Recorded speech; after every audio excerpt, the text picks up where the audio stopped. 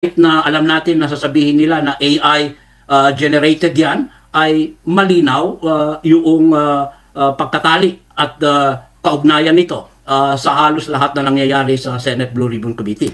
Kaya dapat ay mag-isip-isip muna yung mga naproprotekta sa Senate Blue Ribbon Committee. Panawagan natin kay Senator Lacson ay alam natin, no? Ang sitwasyon ngayon ay wag po tayo magtakip. Tugisin natin ang katotohanan kung interesado tayo. Wag natin tugisin yung mga nagmemensahe at saksi ng katotohanan. Tugisin po natin yung mga lead na nangyayari ngayon. Welcome back to Master Kalog, and don't forget to subscribe and click notification bell for more.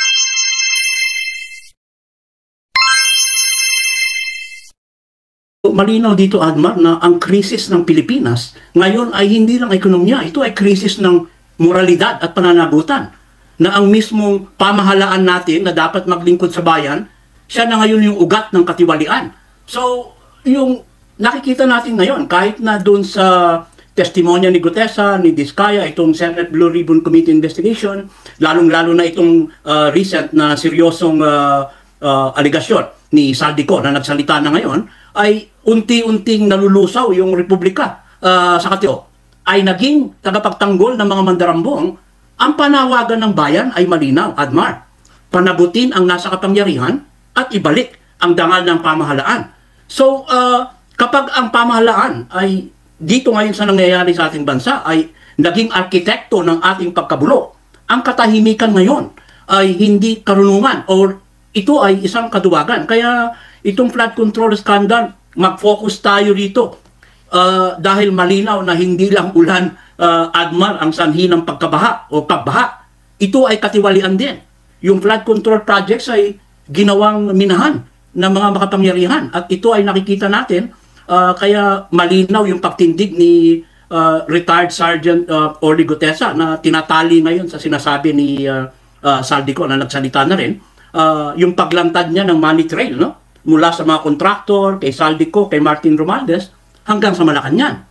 At ito nga yung sinasabi ni Senator Marcoleta na Gutesa was able really to connect the dots.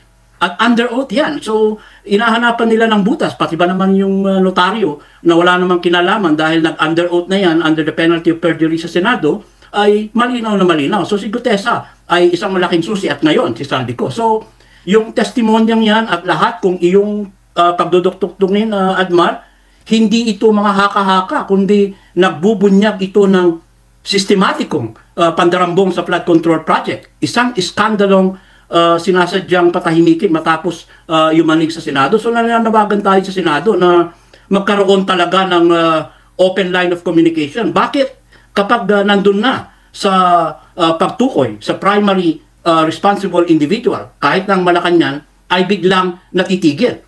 Si Gutesa, si Diskaya, hindi yan mga mastermind. Sila ay saksi ng katotohanan.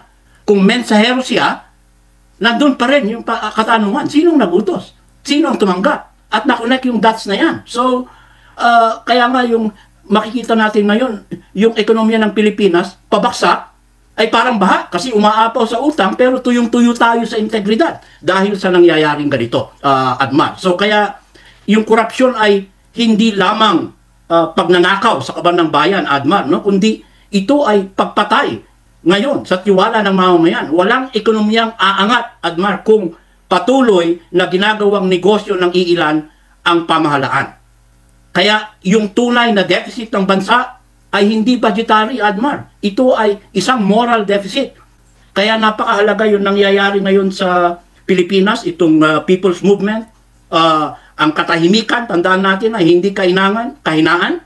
Ito ay paninindigan ng isang bayan na sawang-sawa na sa kasinungalingan. Kaya suportahan po natin ang mapayapang pagkilos ng Rally for Transparency and for Better Democracy ng Iglesia ni Cristo at iba pang religious groups. Kasama ang KOJC, I think, ay magkakaroon din ng sarili. At nakatali din dyan yung Marcha ng Kalayaan ng Hakbang na Maisog para sa katotohanan, no? Admar, hindi ito destabilization. Ito ay mapayapa at lehitimong paggamit ng karapatang magtipon, magsalita at magpetisyon sa ilalim ng Bill of Rights ng ating saligang batas. At ganito rin sa Amerika, Admar, ay sa bukas, Sabado, ay magkakaroon ng isang pagtitipon sa harap ng konsulado, agarang pagtitipon, 3 p.m. yan upang makiisa at ikawin ang aming panawagan. Hindi lamang sa pananagutan at transparency, dahil kung ang grupo ninyo ay kaya ninyong isigaw ang Marcos resign, ay isisigaw po namin yan.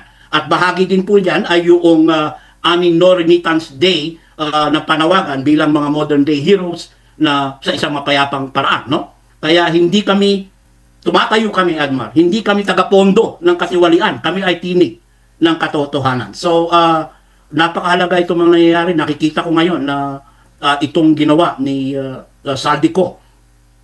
Kahit na alam natin na sasabihin nila na AI generated yan, ay malinaw yung pagkatali at kaugnayan nito sa halos lahat na nangyayari sa Senate Blue Ribbon Committee. Kaya dapat ay mag-isip-isip muna yung mga nagproprotekta sa Senate Blue Ribbon Committee. Panawagan natin kay Senator Lacson ay alam natin, no? Ang sitwasyon ngayon ay wag po tayo magtakip.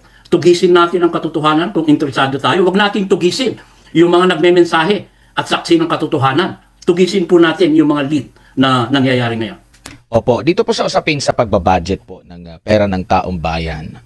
Narinig na natin din ito yung insertion, sino yung nagko-control, no? At nabanggit nga niya na merong at least 100 billion pesos daw na mismong ang presidente ang nag-utos nito, no? Meron siya sinabi na through SECMI na pangandaman ng DBN, sabi pa nga niya dito, nakukuha ng presidente kung ano man ang kanyang gusto. Ang sinasabi ng hari ay hindi pwede mabali na insertions na noon naririnig na natin ito yung patungkol doon sa mga insertions. Na question din kung matatandaan niyo po, attorney, na mas mataas pa yung pondo para sa public works compared dito sa education. Maraming nagsita, naalala ko rin yan. Tapos parang ang kanila pang ang ginawang rason doon, hindi, mas mataas pa rin yung education kasi isinama na nila yata yung pati PNPA tsaka pati yung PMA para doon sa education na sector. So nakikita niyo po, malalim ang pundasyon nitong akusasyon ni dating Congressman Ko. Tama, Admar, no? At saka alam mo kung isa kayo, no, sa even before, several months before, ay pinapaliwanag na ng SMNI sa iba't ibang programa itong money trail na ito, no, na tinutukoy, at ito rin yung mga nilalahad ko sa aking mga artikulo, na ang primary responsibility dito sa budget scandal na ito ay si PBBM. Dahil siya yung nag-aproba, siya yung nagpirma kung ano man yung GAA. Mayroon siyang karapatang i-veto yun, pero binito niya lang isang maliit na portion. Pero ngayon ay napakalinaw yan na hindi siya po pwedeng magtakip doon sa kanyang primary responsibility bilang presidente ng Pilipinas. Kaya yung pag-create niya ng ICI, no, para tayong nanonood muli ng previous administration nung pag-create ng Agraba Commission. Alam natin na hindi yan independent. Alam natin na kinikreate yan para mapagtakpan.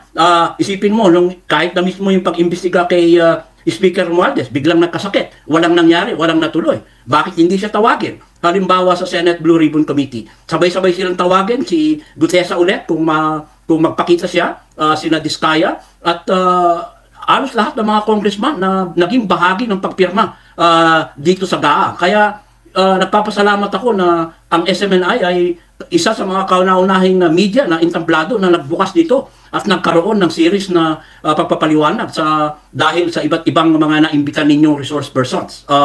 At ito ay napakalinaw po na ang primary responsibility ng National Scandal ng Flood Control Project ay nasa Pangulo ng Pilipinas. Kaugnay sa mga impormasyon na inyong nalaman at sa mga issue na kaakibat nito, mahalaga ang inyong opinion at katwiran.